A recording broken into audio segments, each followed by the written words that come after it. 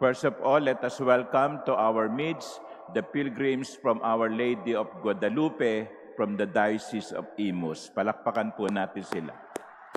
Welcome. And also welcome to other pilgrims who come here either individually or by group. My dear sisters and brothers, as I had said at the beginning, we were reading from the conclusion of the Holy Gospel according to John, because we are nearing also the end of Easter season. Tomorrow, when we celebrate the Pentecost Sunday, that will be the last day of Easter season. And on Monday, we go back to what we call ordinary time. And so we give thanks to the Lord for giving us the opportunity to experience the grace of God during this Easter season. And in the Gospel, which is the continuation of the Gospel yesterday, when Jesus predicted how Peter would die, here in the Gospel, it is the turn of Peter to ask, what about him, the disciple whom Jesus loved? Kung ano ang mangyayari sa akin, paano naman siya?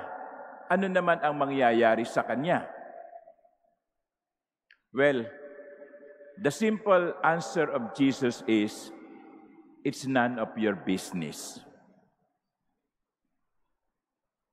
It's none of your business. What if I want him to remain until I come? What concern is it of yours? Wala ka na doon. It's not your concern.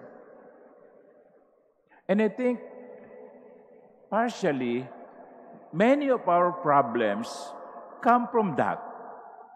Masyado tayong pakialamero. Masyado tayong pakialamera.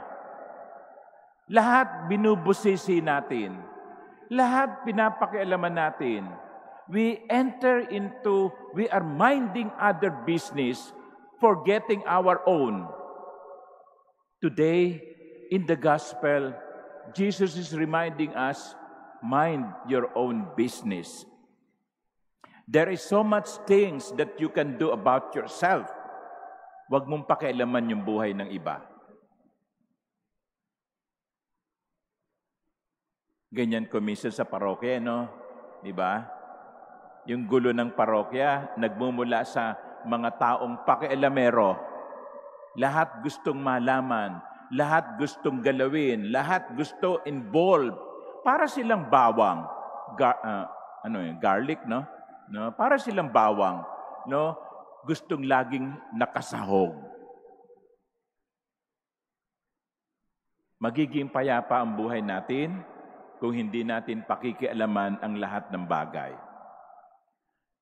But, my dear brothers and sisters, also out of charity, we have to be concerned with the business of others. Ang sabi ko kanina, ang sabi ng Panginoon, huwag mong pakialaman yan. Pero ang sinasabi ko rin naman, may mga pagkakataon na dapat tayong makialam.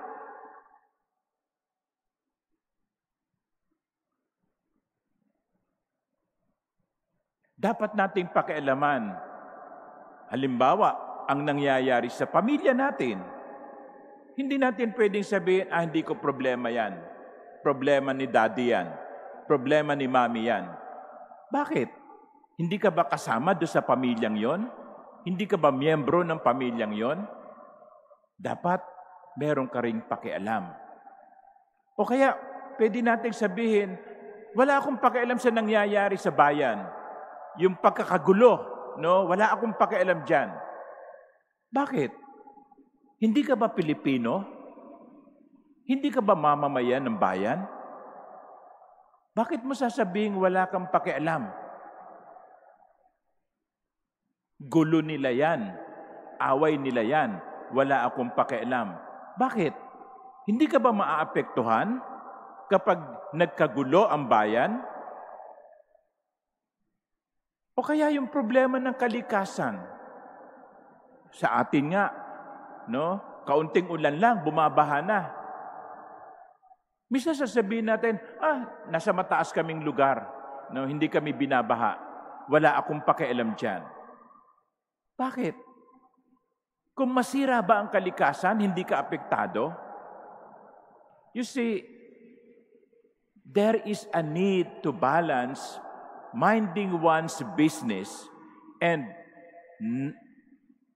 getting involved in the business of others. There must be a balance. Sa Ebanghelyo, sinasabi sa atin ng Panginoon, huwag kang makialam. Hindi mo yan concern. Pero sinasabi din ng Panginoon sa ibang bahagi ng Ebanghelyo, be concerned with others. Love your neighbor.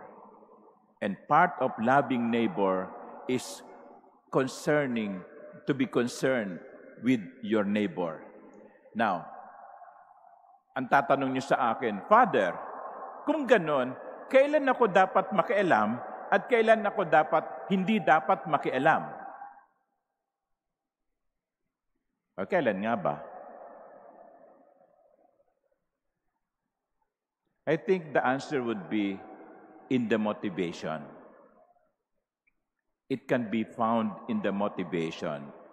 Bakit ka makikialam? Dahil lang ba gusto mong busisiin ang buhay ng iba?